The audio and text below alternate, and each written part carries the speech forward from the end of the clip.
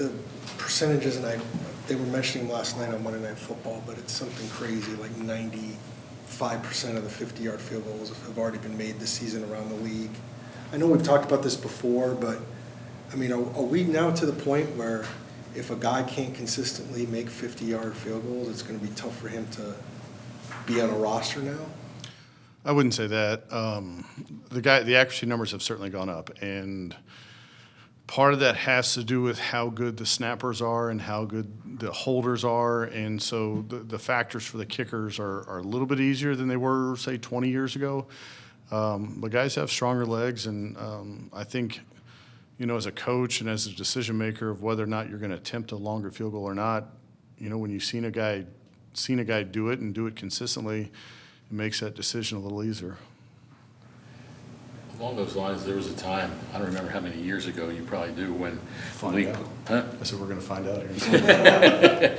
when the league put in that kickers couldn't do stuff with the ball during the week and all that, and they made the K balls because they were hoping to make the kicks harder. Maybe that worked for a little bit, but what do you call about that happening, and then has it drifted away from that? Well, the process, the K-ball's been around, I think, since I've been in the league. The process of which that K-ball goes from being taken out of the box until it's placed in a game has changed. There was stories from back in the day of guys putting the balls in a dryer pregame and rubbing certain materials on the ball to make it better, and they've kind of streamlined that with, okay, you have this much time, you can do this, you can't do that. But I think the idea is just to standardize the ball that they're playing with. Quarterbacks like the grip on the ball, the nubs on the ball, and specialists really don't. So there's the ball's actually the same, but there's a difference in terms of the way that they feel. With the success that we've seen from kickers from long range, how much of that do you think is attributable to, like, in high school development and stuff, all these kicking camps that we have now, things that have changed at the grassroots level compared to 15 or 20 years ago? I think it always trickles down. People see NFL kickers have success with certain things. It's going to trickle down on the college kickers and the college coaches allowing guys to try those things, and the same thing with guys in high school. There's been it's been going on for a while, the kicking camps nationwide. I mean, the couple years I was in college football and my dad was involved in recruiting for a long time, like, kickers are nationally recruited same way quarterbacks are. They kind of just go wherever the opportunities are and try to find success. But I think guys are just trying it more and they're having more success, so they're getting more opportunities. You mentioned the holders being better. How much do you credit that?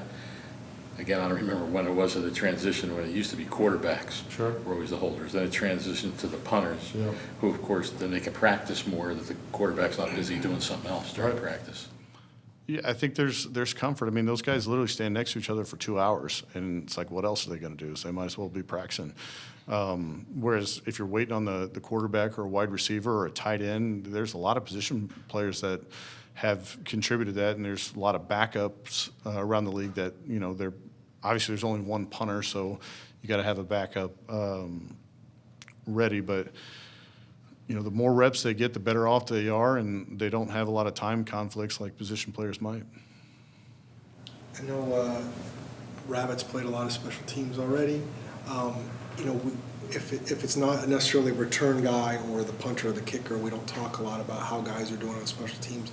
But here's a guy that you guys drafted and are hoping, I'm assuming, at some point has a bigger role defensively. But how has he done in terms of transitioning and giving you what you need in terms of special teams? Yeah, I think he's been okay. I think every organization envisions drafting players who, whether it's from day one or year 4 or whatever, eventually become starting players, regardless of where they're drafted. Like, that's the goal, undrafted, whatever it may be. And what are they doing in between that time, right? So, obviously Jalen and Buddha are really good players. That's the position that he plays. there's different packages they've manufactured for players to kind of get a taste here and there. I don't really pay attention to whether guys are, on the field or not, unless, it's like significant. But I think he's an instinctive player. Athletic traits are there. Some of the stuff we're asking him to do, he had some history in college doing that stuff. And some of the coaches that he worked with at Tech, I've spent some time with, so there's a little familiarity on some of the technique things. But, he's been a consistent starter for us on 4 phases and involved in 6.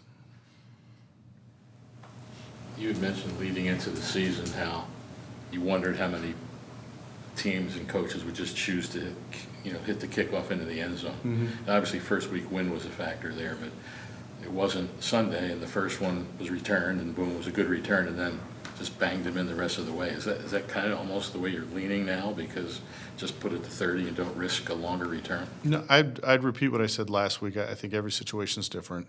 That particular kick, I got to coach it better. We got to cover it better. We have to kick it better.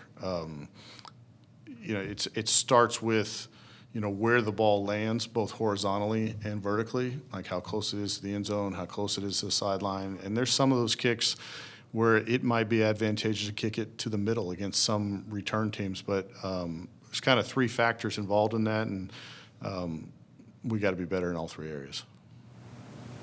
Is it harder for a kicker that if you want him to kick it a certain way, just for something to get used to, as opposed to just kicking as far as he can, or is that an adjustment for the kicker?